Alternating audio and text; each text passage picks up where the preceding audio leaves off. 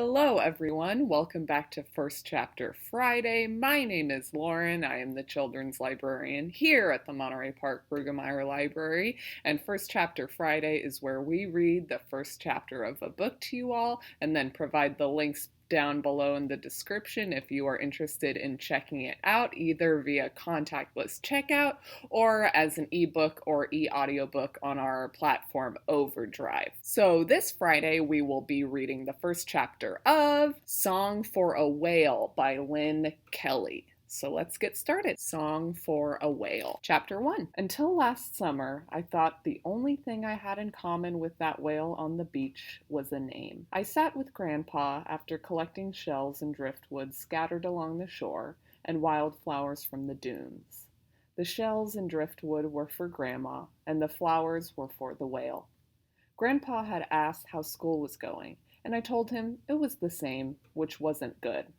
I'd been at that school for 2 years and still felt like the new kid. Grandpa patted the sand next to him. "Did you know she was probably deaf too?" he signed. I didn't have to ask who he meant. The whale had been buried there for 11 years, and my parents had told me enough times about what happened that day. I shook my head. I hadn't known that, and I didn't know why Grandpa was changing the subject. Maybe he didn't know what to tell me anymore about school. The whale had beached herself the same day I was born.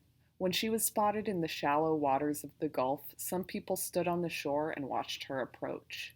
My grandma ran into the cold February water and tried to push her away from land, as if she could make a 40-ton animal change her mind about where she wanted to go. That was really dangerous. Even though the whale was weak by then, one good whack with a tail or flipper could have knocked Grandma out. I don't know what I would have done. Jumped in like she did, or just stood there. She wasn't born deaf like we were, Grandpa continued. The scientists who studied her said that it just happened.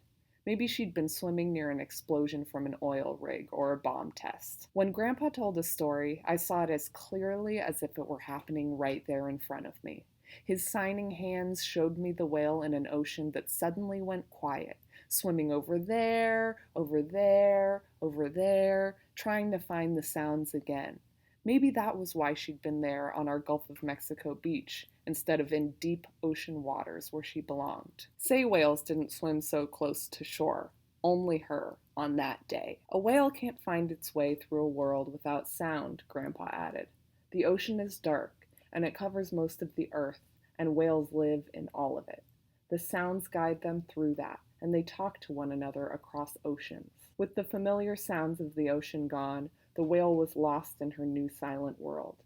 A rescue group came to the beach and tried to save the whale, and they called her Iris. Grandma asked my parents to give the name to me too, since I'd entered the world as the whale was leaving it. After the marine biologists learned all they could from her, she was buried right there on the beach, along with the unanswered questions about what had brought her to that shore. We lived on that coast until the summer after second grade, when my family moved to Houston for my dad's new job. Since then, we went back just once or twice a summer. The good thing about our new home was that it was closer to my grandparents.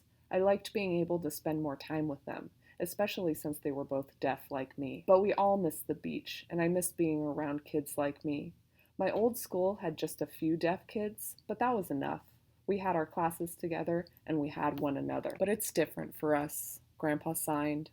Out here, there's more light, and all we need is our own small space to feel at home. Sometimes it takes time to figure things out, but you'll do it. You'll find your way. I wish I'd asked him then how long that would take. And that was the first chapter of Song for a Whale by Lynne Kelly. If you are interested in checking it out via Contactless Checkout, check out the link in the description below. It is also available as an ebook or e-audiobook on OverDrive, and those links are in the description as well. And that's all for today. Bye!